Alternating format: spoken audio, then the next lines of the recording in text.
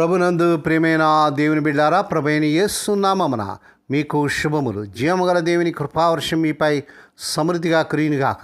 ఈ దినం అనగా ఆగస్టు నెల 29వ తారీఖు 2026 శనివారం హోలీ ట్రింటీ చర్చ్ మినిస్ట్రీస్ వారు అందించు అనుదినమన్న ఈ దినమన ధ్యానాంశం లేఖనాలను నేర్చుకున్నటకు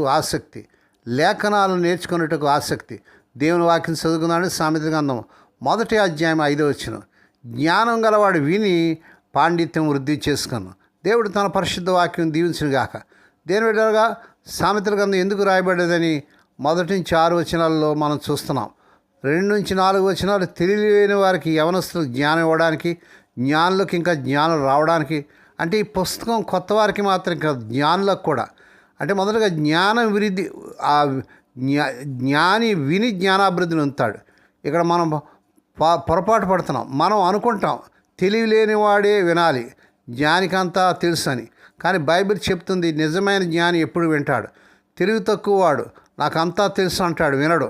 జ్ఞాని నాకు ఇంకా తెలియాల్సింది చాలా ఉంది అని అంటాడు. విని అంటే ఊరికే చెవితో వినడం కాదు, మనసుతో వినడం, ఒప్పుకోవడం, పాటించడం.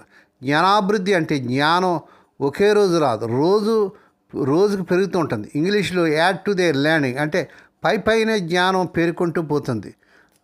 అతను ఏ విధంగా పత్రికా విలేకరయ్యాడని ప్రశ్నించినప్పుడు ఆ వ్యక్తి తన చదువు కోసం ఒక విలేకరిని అడిగినప్పుడు ఆ వ్యక్తి తన చదువు కోసం తన తల్లి పడ్డ ప్రయాసాన్ని వివరించాడు. ఆమె ప్రతిరోజు రైలు బండిలో ప్రయాణించినప్పుడు ఇతరులు విడిచిపెట్టిన వార్తాపత్రికలను సేకరించి తన కుమారునికి ఇచ్చేది.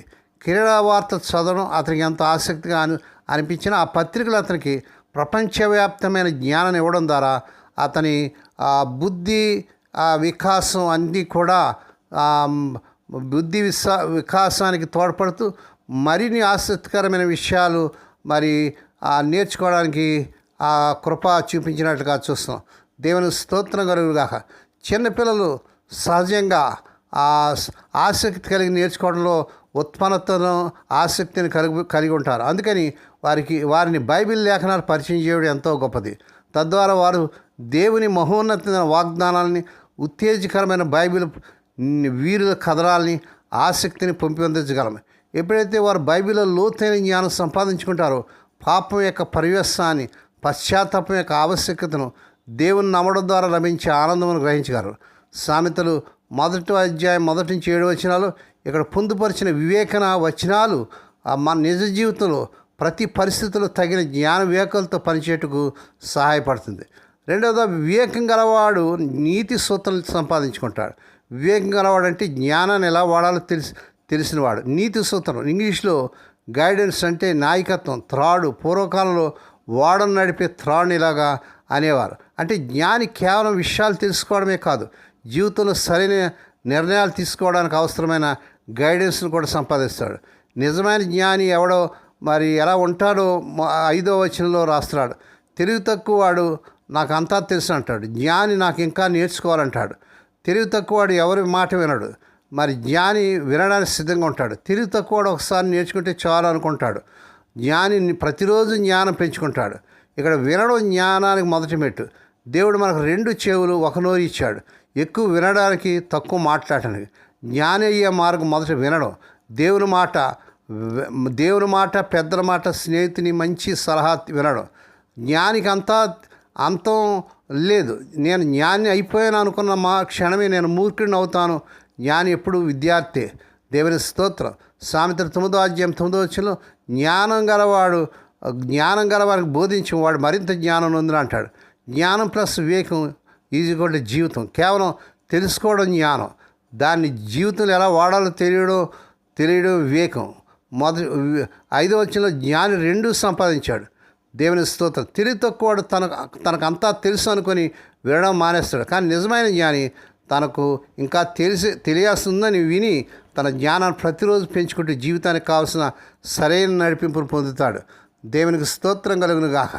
దేవుని బిడ్డ, నువ్వు ఏ రీతిగా నేర్చుకున్నట్టుకు తగిన ఆసక్తి అలవరుచుకున్నట ప్రాముఖ్యంగా ఆత్మీయ సత్యాలను మన విశ్వాసంలో బలంగా స్థిరపట్టుకు సహాయపడదు. దశాబ్దాల పట్టు దేవునితో విశ్వాసం కలిగి నేర్చుకున్న వారికి సైతం దేవుని యందు జ్ఞానం ఎంతో ప్రాధాన్యమైనది.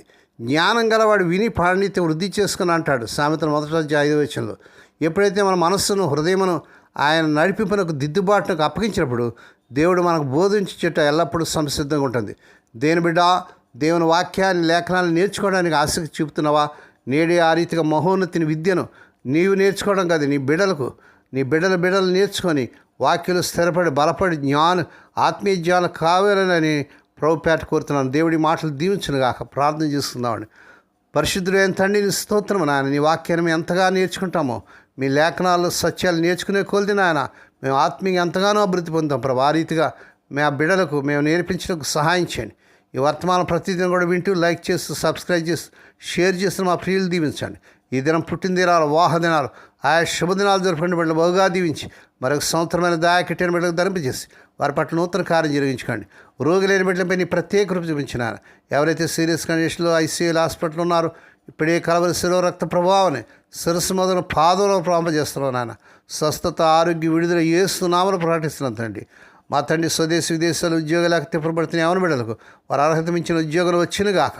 వివాహం కాని యవన బిడ్డలకు స్వదేశీ విదేశాల్లో వారు కోరుకునే సకల సంబంధాలు కుదిరి వారి వివాహాలు ఘనంగా జరుగును గాక. ఎవరైతే సమస్యల్లో, కష్టాల్లో, వేదనలు ఉన్నారో మీరే ఆదరించి కనుకరించి వారి సమస్య నుంచి, బాధ నుంచి విడుదల చేయండి. నాయనాని స్తోత్రాలు. ఈ దినమంతట్లోని బిడ్డల చుట్టూ మీరు రక్తకం చేసి ప్రతి విధంగా కీడు నుంచి, దుష్టి నుంచి, ప్రమాదాలు తప్పించి క్షేమకరమైన ప్రయాణాలు దయచేయమని సమస్త మహిమాఘనత మీకే చెల్లించుకుంటూ యేసే పరిశుద్ధ నామన స్తుతించి గణపరిచి వేడుకొని ప్రార్థిస్తున్నాం తండ్రి. ఆమేన్. మన ప్రభువైన యేసుక్రీస్తు వారి కృప, తండ్రి అయిన దేవుని ప్రేమ, పరిశుద్ధాత్మ దేవుని కనీన సహవాసం సదాకాలం మీకు తోడేండి నడిపించి బలపరచునుగాక. ఆమేన్.